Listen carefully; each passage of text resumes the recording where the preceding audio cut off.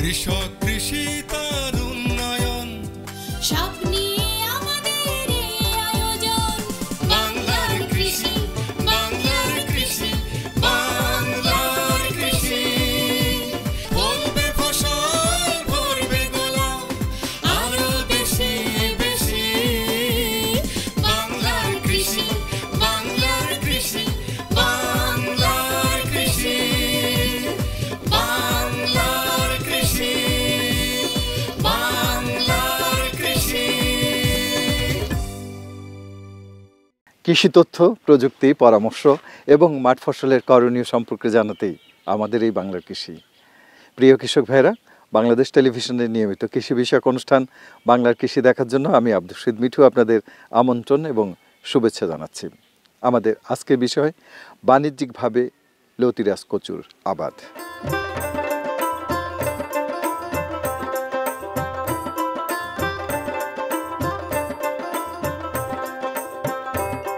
কচু বাংলাদেশের একটি পরিচিত ফসল। কচুর মুখী পাশাপাশি এর লতিও খুবই জনপ্রিয় সবজি। দেশের অনেক এলাকায় লতি উৎপাদনের জন্য লতিরাজ কচু আবাদ করা হয়ে থাকে। কচুর লতি উৎপাদন শেষে কচু সংগ্রহ করা যায়। লতিরাজ বাংলাদেশ কৃষি গবেষণা ইনস্টিটিউট থেকে উদ্ভাবিত পানি কচু জাত। এটি বাড়ি পানি কচু এক নামেও পরিচিত।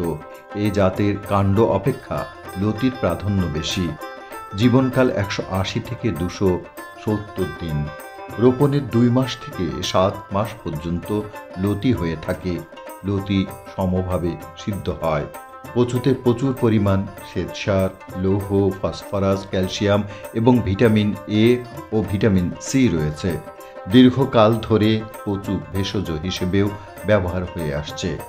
পাবনা জেলাধীন আটঘরিয়া উপজেলার কৃষানী মোসাম্মদ জলি খাতুন কৃষি সম্প্রসারণ অধিদপ্তরের কন্দাল ফসল উন্নয়ন প্রকল্পের আওতায় প্রদর্শনী পেয়ে তার 20% জমিতে লতিরাজ বা বাড়ি কচু এক জাতের কচু চাষ করছেন।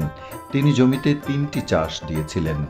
জৈব সার ও কিছু পরিমাণ রাসায়নিক সার দিয়েছেন। কীটনাশক স্প্রে করেছেন। চারা রোপণের 2.5 মাস পর থেকে লতি সংগ্রহ শুরু হয়েছে।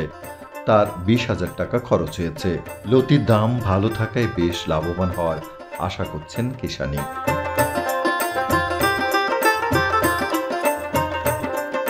চাষ কেমন হয়েছে এবং লতিরাজ কচু? হ্যাঁ, মোটামুটি ভালো হয়েছে। বাজার দামও খুব ভালো পাচ্ছি। আচ্ছা, এটা চাষটা শুরু করছিলেন কবে আপনারা? কৃষি অফিসার উনি আমাদের সাথেই করে কৃষি অফিসের মাধ্যমে এগুলা দিয়েছেন? হ্যাঁ, দিয়েছে। আমরা সেই অনুযায়ী আবাদ করছি। তাতে মোটামুটি খুব ভালো লাভবান মনে করি। আচ্ছা, কচুর গাছটা লাগাইছিলেন কখন আপনারা? কচু গাছটা লাগাইছি মোটামুটি বৈশাখ মাসের দিক। আচ্ছা, এর ভিতর কি বিক্রি করতে পারছেন আপনারা? হ্যাঁ, বিক্রি করতেছি। প্রতি হাটেই উঠাচ্ছে।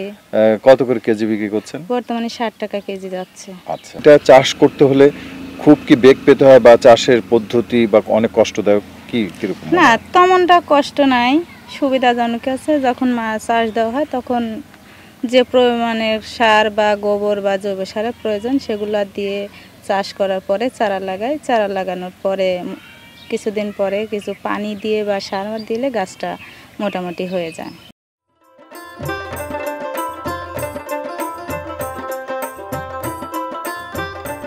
কচুর চারা এবং কচু বিক্রি করেও আয় করার প্রত্যাশা করছেন। গত বছর পাশের কৃষক আব্দুল কালাম আজাদ 20% জমিতে এ কচু চাষ করে 2 লক্ষ টাকা আয় করেছিলেন। গত বছরও তো করছিলেন নাকি? হ্যাঁ, গত বছর করছিলাম। আবার এই বছর করছেন? এই বছর করেছি। গত বছর লাভ পায়া এই বছর আবার করেছি। আচ্ছা, গত বছর খরচ করছিলেন কত? গত বছর আমার 35,000 টাকা খরচ হয়েছিল। কতটুক জমিতে? 20% জমি। লাভ কত হয়েছিল? লাভ আমি মোট 2 লাখ টাকা বেচছি। মানে 35,000 টাকা খরচ করে আপনি 2 লাখ টাকা বিক্রি করতে পারছেন? হ্যাঁ, বীজ সহ কচুর লতি কচু 1,80,000 আর বীজ বেচছিলাম 20। আচ্ছা, এবার কতটুক করছেন? এবার আমি 40% করেছি। এবার কেমন লাভ হচ্ছে? এবার কেমন মানে এবার মনে করেন আমি কেবল করেছি। এবার আমি আশা করতেছি যে আমার আপাতত 4 লাখ টাকা 5 লাখ টাকা আয় হবে।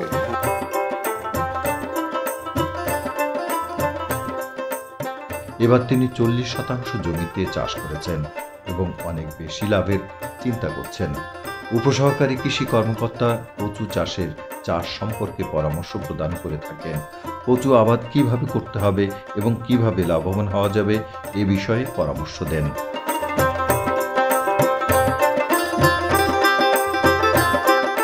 এটা আমরা দেখা যায় কি যে সাধারণত মাঘ ফাল্গুন মাসে আর কি মাটিটা তৈরি করে নেই, কাদা মাটি করে নিলে পরে নরম করে নিলে দেখা যায় কি যে ভালো হয়।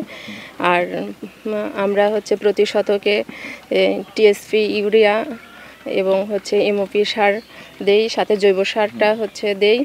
এই শুরু থেকে দিলে পরে দেখা যায় কি ভালো হয়। তারপরে এই কচুটাতে দেখা যায় কি যে সেচটার একটু বেশি প্রয়োজন হয়। 15 থেকে 20 দিন পর পর আমাদের বর্তমান যে আবহাওয়া 15 থেকে 20 দিন পর পর দিতে হয়। তো বর্তমান যে আবহাওয়া দেখা যায় কি 3 থেকে 4 দিন পর পরই আমাদের সেচের আর কি দরকার হয়। এটাতে দেখা যায় কি যে পচনের আক্রমণটা লাগে, সেজন্য আমরা হচ্ছে অনুমোদিত যে ছত্রাকনাশকটা আছে সেটা স্প্রে দিতে বলি। আর এই পাতার উপরে দেখা যায় কি যে আপনার কিছু পোকার আক্রমণ হয়, সেক্ষেত্রে আপনার হচ্ছে সাইপারমেথিন গ্রুপের যে কোনো বিষ উপরে স্প্রে দিলে সেটা দমন হয়ে যায়। আর স্প্রেটা সাধারণত ওই বিকেলে দিতে বলি।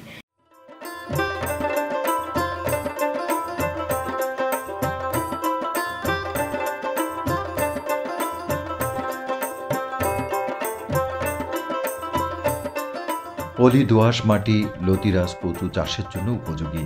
জমিতে সব সময় যেন কিছু পানি থাকে সে ব্যবস্থা রাখতে হয়। অবশ্য পানির উচ্চতা 8 থেকে 10 সেন্টিমিটারের বেশি হলে সরিয়ে ফেলতে হয়। আগাম ফসলের জন্য কার্তিক ও নাভি ফসলের জন্য মধ্য ফাল্গুন থেকে মধ্য বৈশাখ মাসে এবং বাণিজ্যিক চাষের জন্য অগ্রহায়ণ পৌষ মাসে চারা লাগানো উত্তম। সারি থেকে সারি 60 সেন্টিমিটার এবং গাছ থেকে গাছ 45 সেন্টিমিটার রেখে লাগাতে হয়। এলাকা ভেদে সারের মাত্রা ভিন্ন হয়। এলাকার জন্য অনুমোদিত মাত্রায় গোবর, TSP, gypsum, zinc sulphate, boric acid ও অর্ধেক এমওপি সার জমি তৈরির সময় শেষ চাষের আগে প্রয়োগ করতে হয়। চারা রোপণের 1.5 থেকে 2 মাসের মধ্যে বাকি অর্ধেক এমওপি এবং 1/6 ইউরিয়া সার ছিটিয়ে দিতে হয়। বাকি ইউরিয়া 5 ভাগে ভাগ করে 15 দিন পর পর ছিটাতে হয়।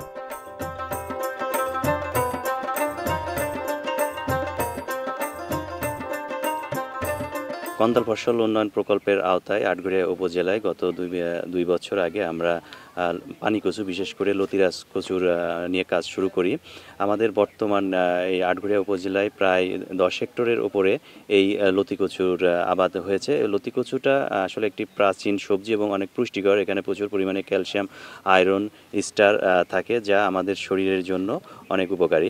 তো আমাদের এই আটঘরিয়াতে যে জায়গাগুলো সাধারণত আমরা দানাদার ফসল অর্থাৎ ধান গম করতে পারি না, সেই সকল জমিতে আমরা খুব সহজেই এই লতিটা করতে পারি। যেহেতু জলবায়ু পরিবর্তন এবং অপরিকল্পিতভাবে পুকুর খনন এবং নগরায়নের ফলে আমাদের বেশ কিছু জায়গাতে আবাদি জমিতে পানি জমার কারণে পতিত পড়ে থাকে। সেই পতিত জায়গাতে আমরা এই পানি কচু অর্থাৎ লতি কচুটা আবাদ করতে পারি।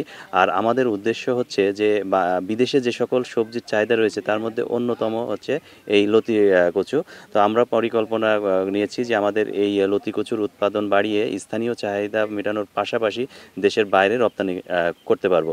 আর সবচেয়ে বড় কথা, আমরা পতিত জায়গাগুলোতে এই কচু জাতীয় অর্থাৎ লতি কচু বা পানি কচু আমরা আবাদ করতে পারি।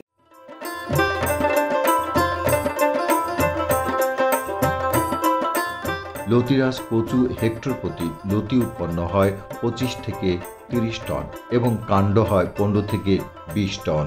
লতিরাজ কচু খেতে লেদা পোকা, লাল মাকড় ও জাপ পোকা আক্রমণ হতে পারে। অনুমোদিত মাত্রায় বালাইনাশক প্রয়োগ করে এসব পোকামাকড় দমন করা যায়। পাতা ঝলসানো এবং রাইজোম পচা রোগ হলে পরামর্শ মোতাবেক ছত্রাকনাশক প্রয়োগ করতে হবে। দেশের বাজারে কচুর লতি এবং কচুর যথেষ্ট চাহিদা রয়েছে। হিমায়িত কচু লতি স্বল্প পরিসরে হলেও বিদেশে রপ্তানি হচ্ছে। এ ফসল চাষ সম্প্রসারণে সফল হলে পুষ্টি সমৃদ্ধ জাতি গঠন এবং বৈদেশিক মুদ্রা অর্জন দুই সফল হবে।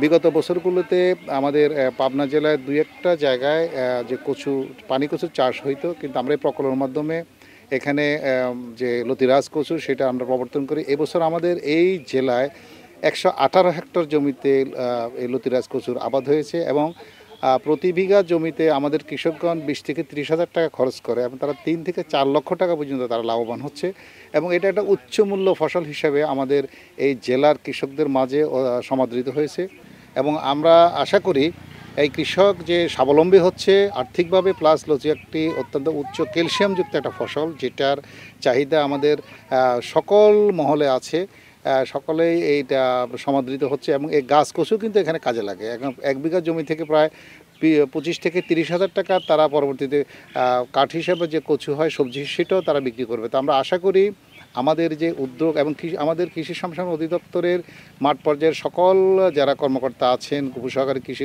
উপজেলা কৃষি কর্মকর্তা তারা এবং আমাদের বিশেষ করে আমাদের আগ্রহী যে কৃষকরা আছে তাদের যে সকলের সমন্বিত প্রচেষ্টার মাধ্যমে পাবনা জেলায় লতিরাজ কচু একটি উচ্চমূল্য ফসল হিসেবে সমাদৃত হবে এবং এর আবাদ সম্প্রসারণ হবে বলে আমরা প্রত্যাশা করছি।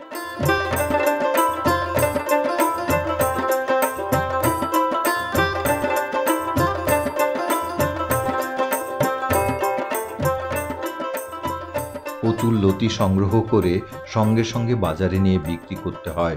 ব্যাপক চাহিদার কারণে খেতে এসেও পাইকাররা কিনে নিয়ে যান।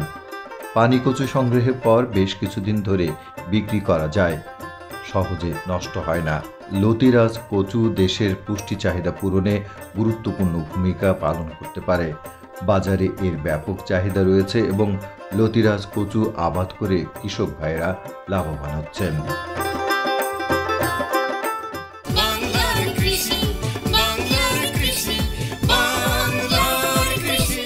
অনুষ্ঠান সম্পর্কে আপনাদের যে কোনো মতামত আমাদেরকে লিখতে পারেন।